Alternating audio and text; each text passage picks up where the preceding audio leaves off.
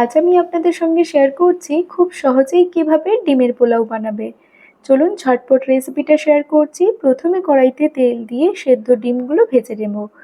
এরপর ওই তেলে ঘি, কুচনো পেঁয়াজ দিয়ে খানিকক্ষণ পেঁয়াজটা ভেজে নেওয়ার পর গোটা গরম মশলা দেব। এরপর আদা রসুন কাঁচা লঙ্কা একসঙ্গে বেটে রেখেছিলাম ওটা দিয়ে জিরে গুঁড়ো ধনে গুঁড়ো দিয়ে মশলাটা কষাবো।